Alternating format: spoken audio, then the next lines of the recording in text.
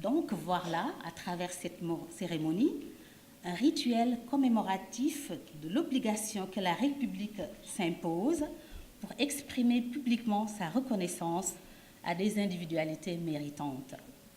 À ces deux titres, la cérémonie de remise de médailles à des personnalités ici présentes, méritantes pour diverses raisons, je viens de le dire, revêt une importance particulière dans la vie d'une nation et celle des hommes et femmes, illustres ou anonymes, qui la constituent.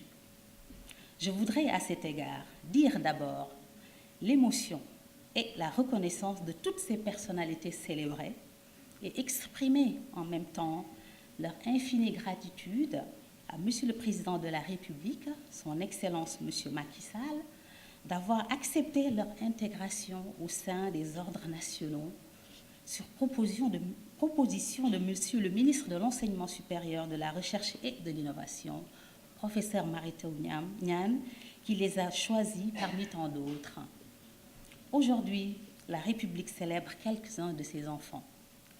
En retour, ceux-ci, à travers la diversité de leur provenance, parcours, origine, statut, position, tiennent à manifester leur fierté pour les distinctions qu'elles viennent de recevoir de vos mains, Monsieur le ministre, en ce jour qui restera gravé à jamais dans leur cœur et leur mémoire. Ils ont choisi de porter ce sentiment par ma voix et ma modeste personne.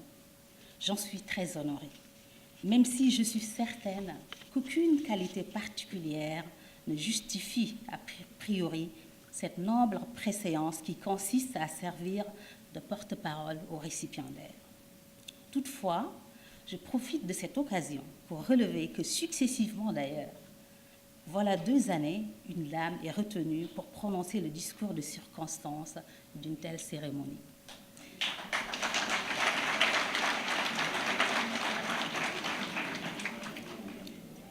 Il ne s'agit probablement pas d'une simple question d'opportunité. En tout état de cause, elle m'impose de dire mon remerciement personnel à l'endroit des récipiendaires qui m'ont accordé leur confiance en me demandant de parler en leur nom, comme je viens de le faire.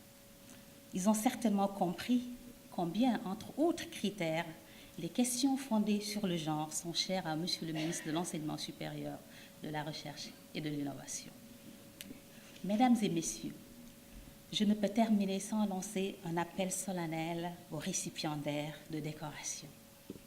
Celle-ci donne une nouvelle obligation. Il s'agit désormais de justifier la distinction par l'impulsion d'une émulation à susciter impérieusement en redoublant d'efforts et de civisme dans les tâches qui nous sont confiées et dont aucune n'est dérisoire ou banale, car elles contribuent toutes à l'émergence et au progrès de notre chère nation. Nous devons donc prendre ensemble cet engagement pour donner l'exemple aux générations qui suivent et qui nous regardent. Je vous remercie de votre aimable attention.